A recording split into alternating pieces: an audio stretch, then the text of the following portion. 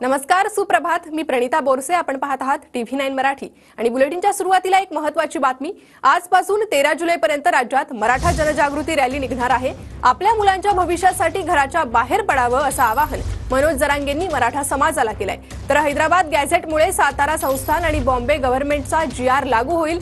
राज्य सरकारला सगळे सोयऱ्यांचा निर्णय घ्यावाच लागेल असं देखील जरांगेंनी म्हटलंय.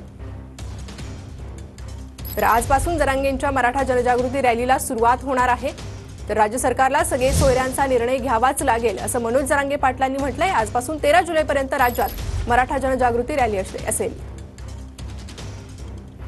तर आपण पाहतोय 6 जुलैला हिंगोलीत ही रॅली असणार आहे. 7 जुलैला परभणीत रॅली असेल. 8 जुलैला मनोज जरांगे नांदेडमध्ये असतील. 9 जुलैला लातूर. 10 जुलै रोजी धाराशिव. 11 जुलै रोजी बीड. 12 जुलै रोजी जालना. तर 13 जुलै रोजी छत्रपती संभाजीनगर अशी ही जनजागृती रॅली असेल. तर आजपासून राज्यात मराठा जनजागृती रॅली सुरुवात होईल. तर 288 उमेदवार उभे करायचे की 288 पाडायचे हे 13 तारखेनंतर ठरवणार. मनोज जरांगेंनी राज्य सरकारला पुन्हा एकदा हा इशारा दिलाय. राज्यात 5 टप्प्यात ही जनजागृती रॅली निघेल असं देखील मनोज जरांगेंनी म्हटलंय. समाजासोबत चर्चा करून पुढची भूमिका ठरवणार असल्याचं जरांगे म्हटले.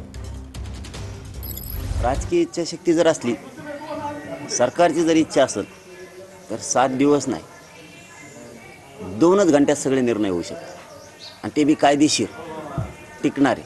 तर इच्छाशक्ती त्यांची पाहिजे. पुढची दिशा तर आम्ही नंतर ठरवणार आहे 13 तारखेच्या नंतर, कारण हे 5 टप्पे होणार आहेत. सगळ्या मराठा समाजाची बैठक घेतल्याशिवाय पुढचा निर्णय होणार नाही. पण एका गोष्टीवर आम्ही पहिल्यापासून ठाम आहे, 288 उमेदवार उभा करायचे का 288 पाडायचे, नाविलाज आहे आमचं.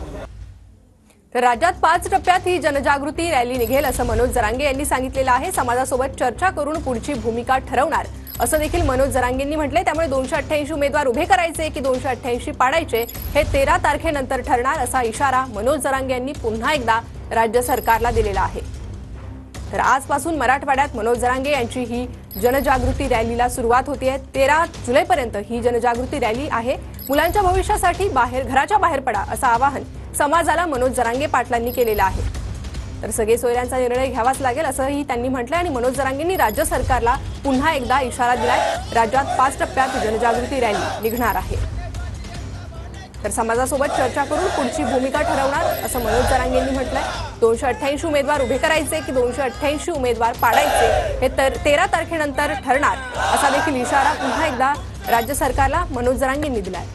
आणि हिंगोलीतील ही दृश्य आहे. हिंगोलीत आजपासून या रॅलीला हिंगोलीतून सुरुवात होणार आहे आणि त्याचीच दृश्य आपण पाहतोय. हिंगोलीत मराठा समाज हा या रॅलीसाठी जमलेला आहे. आणि अधिक अपडेट आपण घेणार आहोत आपले प्रतिनिधी रमेश चेंडके यांच्याकडून. रमेश,